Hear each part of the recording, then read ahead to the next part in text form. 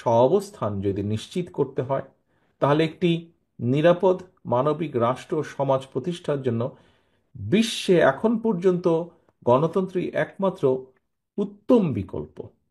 অতএব গণতান্ত্রিক বিশ্বের রাষ্ট্র ও রাজনীতিতে গণতন্ত্র বিরোধী বিরোধী যারা, তারা অপশক্তি হিসাবে কিন্তু চিহ্নিত। প্রিয় উপস্থিতিবৃন্দ, মানুষের গণতান্ত্রিক রাজনৈতিক অধিকার কেড়ে নিয়ে বাংলাদেশে বিগত ১.৫ দশক ধরে যারা অথবা যে দলটি দেশে ফ্যাসিবাদী শাসন শোষণ চালিয়েছিল, বাংলাদেশের গণতান্ত্রিকামী জনগণের কাছে তাদেরকে কিন্তু তারা বাংলাদেশের গণতান্ত্রিকামী জনগণ তাদেরকে অপশক্তি হিসাবে কিন্তু চিহ্নিত করেছে। এর ভিতরে গণতান্ত্রিক রাজনৈতিক চরিত্র হারিয়ে যে দলটি দেশ এবং জনগণ এবং গণতন্ত্রের বিরুদ্ধে অবস্থান নিয়েছিল, দেশের গণতান্ত্রিকামী জনগণ তাদেরকে এরই ভিতরে অপশক্তি হিসেবে চিহ্নিত করেছে। আমরা যদি ১৯৭১ সাল, ৭৫ সালের ৭ই নভেম্বর, ৯০ এবং সর্বশেষ ২০২৪ সালে বীর জনতার রক্তক্ষয়ী অভ্যুত্থানের যে ধারাবাহিকতা, দেশের গণতান্ত্রিকামী জনগণ বর্তমানে দুটি বিষয় সম্পূর্ণভাবে একমত। এক, বাংলাদেশকে যাতে আর কেউ ভবিষ্যতে তাবেদার রাষ্ট্রে পরিণত করতে না পারে, এবং দুই, গণতন্ত্র বিরোধী পলাতক তাবেদার অপশক্তি যাতে আর মাথাচাড়া দিয়ে উঠতে না পারে। এই দুটো বিষয় কিন্তু বাংলাদেশের গণতান্ত্রিকামী জনগণ আর কোনো আপোষ মানতে রাজি নয়, আপোষ করতে রাজি নয়। একজন রাজনৈতিক কর্মী হিসাবে এটি আমি উপলব্ধি করি। প্রিয় উপস্থিতিবৃন্দ, বিএনপি সহ বাংলাদেশের পক্ষের প্রতিটি রাজনৈতিক দল জনগণের এই দাবির সঙ্গে সম্পূর্ণ একমত। আমাদের বক্তব্য স্পষ্ট। যারা বারবার সংবিধান লঙ্ঘন করেছে, দেশে অবৈধ সংসদ বা সরকার গঠন করেছে, যারা সংবিধান লঙ্ঘনের সঙ্গে জড়িত ছিল, তাদের প্রত্যেকের বিরুদ্ধে আইনগতভাবে ব্যবস্থা নিতে হবে। দেশের জনগণ, সরকার এবং রাজনীতিতে কোনোভাবেই গুম, খুন, অপহরণ, দুর্নীতি, লুটপাট, টাকা পাচারকারী, বর্বর বন্দিশালা আয়নাঘরের প্রতিষ্ঠাতা, পতিত, পলাতক, পরাজিত, অপশক্তির পুনর্বাসন চায় না এই বাংলাদেশের মানুষ। প্রিয় উপস্থিতিবৃন্দ, সম্মানিত নেতৃবৃন্দ, শুরু থেকেই বিএনপি বিভিন্ন সময় বিভিন্ন বিষয় জনগণের অভিপ্রায় এবং রাজনৈতিক দল হিসেবে বিএনপির অবস্থান বর্তমানে যে অন্তর্বর্তীকালীন সরকার তাদেরকে জানিয়েছে, জানিয়ে এসেছে, জানিয়ে যাচ্ছে।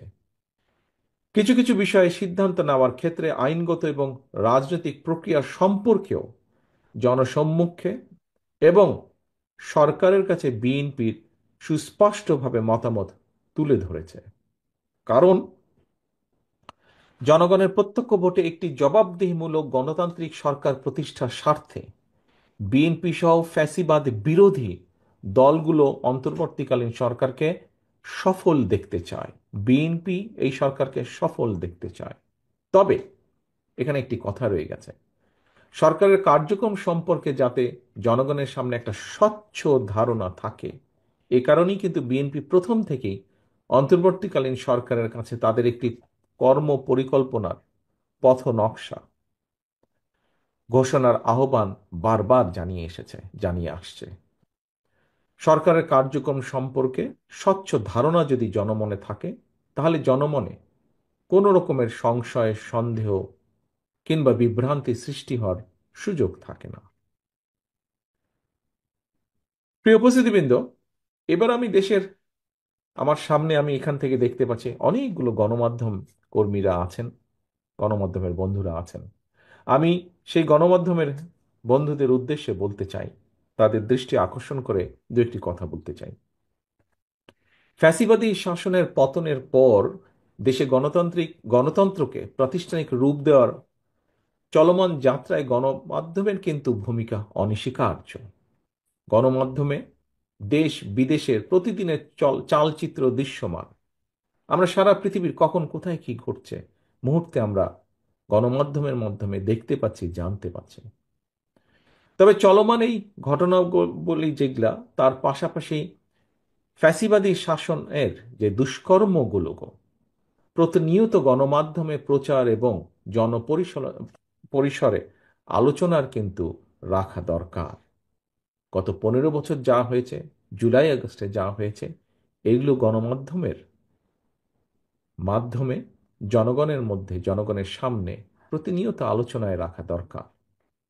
ফ্যাসিবাদী শাসনকালের বর্বরতার যে চিত্র যদি আমরা প্রতিনিয়ত স্মরণ রাখতে পারি, তাহলে একদিকে যেমন দেশে কার্যকর গণতন্ত্র উত্তরণের পথ সুগম করবে এটি, ঠিক একইভাবে অপরদিকে ফ্যাসিবাদ বিরোধী রাজনৈতিক দলগুলোর মধ্যে কেউ বিভেদ বা বিরোধ উস্কে দিতে সক্ষম হবে না।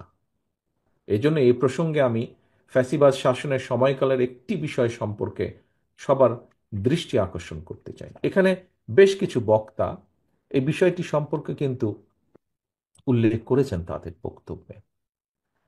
প্রিয় উপস্থিতিবৃন্দ, আপনাদের অনেকেরই নিশ্চয়ই মনে আছে, যেহেতু আপনারা এখানে উল্লেখও করেছেন, এর বাইরেও যারা আছেন বক্তব্য রাখেননি, শুনেছেন বক্তব্য, আপনাদের নিশ্চয়ই অনেকেরই মনে আছে ফ্যাসিবাদ শাসনের দীর্ঘ 1.5 দশকে বিভিন্ন সময় দেশে জঙ্গি নাটক কিংবা ধর্মীয়ভাবে যাদেরকে সংখ্যালঘু গোষ্ঠী বলা হয় তাদের উপরে সুপরিকল্পিতভাবে হামলা চালিয়ে সেই যে পলাতক স্বৈরাচার তাদের ফ্যাসিবাদী শাসন শোষণ থেকে জনগণের দৃষ্টি, তাদের লুটপাট থেকে জনগণের দৃষ্টি অন্যদিকে রাখতে চেয়েছিল, ভিন্ন দিকে প্রবাহিত করতে অপচেষ্টা চালিয়েছিল তারা। সেই পলাতক স্বৈরাচার তাদের নিজেদের হীন দলীয় রাজনৈতিক স্বার্থ চরিতার্থ করার জন্য দেশের বিভিন্ন ধর্মীয় জনগোষ্ঠীকে দাবার গুটি হিসেবে ব্যবহার করেছে। সেই সময় আমরা দেখেছি গুম, খুন, অপহরণের ভয় অনেকে এই বিষয়ে কিন্তু মুখ খোলার সাহসও করেননি। আজও ঠিক এই কথাটিই কিন্তু অনেকেই তুলে ধরেছেন তাদের বক্তব্যে। প্রিয় উপস্থিতিবৃন্দ, পলাতক স্বৈরাচার কি কারণে বিভিন্ন ধর্মীয় জনগোষ্ঠীকে ঘিরে দেশে আতঙ্কের পরিবেশ তৈরি করত, এটি বর্তমানে গণমাধ্যমের জন্য একটি অনুসন্ধানী সাংবাদিকতার গুরুত্বপূর্ণ বিষয় হতে পারে বলে আমি মনে করি।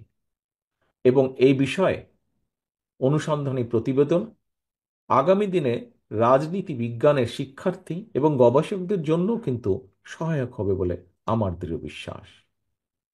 ফ্যাসিবাদের গত 1.5 দশকে 2012 সালের সেপ্টেম্বর মাসে কক্সবাজারের রামু, ব্রাহ্মণবাড়িয়ার নাসিরনগর, রংপুর, গাইবান্ধা কিংবা সুনামগঞ্জ সহ দেশের বিভিন্ন স্থানে সংখ্যালঘু ধর্মীয় যে সংখ্যালঘু যাদেরকে বলা হয় বিভিন্নভাবে, সেই ধর্মীয় জনগোষ্ঠী তাদের বাড়ি ঘর কিংবা উপাসনায় ঘিরে বেশ কিছু অপ্রীতিকর ঘটনা ঘটেছিল। এসব ঘটনার নেপথ্যে কারা ছিল, তাদের কি উদ্দেশ্য ছিল, বর্তমানে এসব নিয়ে গণমাধ্যমে যদি অনুসন্ধানী প্রতিবেদন প্রকাশিত হয়, আমি দৃঢ়ভাবে বিশ্বাস করি আগামী দিনে আর কেউ দেশের ধর্মীয় জনগোষ্ঠীকে নিয়ে দলীয় রাজনৈতিক স্বার্থে ব্যবহারের সাহস করবে না।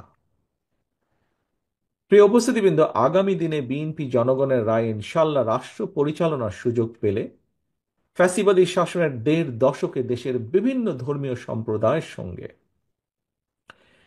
যে অপ্রীতিকর অনাহত ঘটনা ঘটেছে তার নেপথ্য কারণ খুঁজে বের করতে সুশীল সমাজের প্রতিনিধিদের সমন্বয়ে একটি সর্বদলীয়, সর্বধর্মীয় নাগরিক তদন্ত কমিশন গঠন করার পরিকল্পনা করেছে বা রয়েছে আমাদের, যেটি এর আগেও বিভিন্ন সময় আপনাদের সামনে আমি তুলে ধরেছি।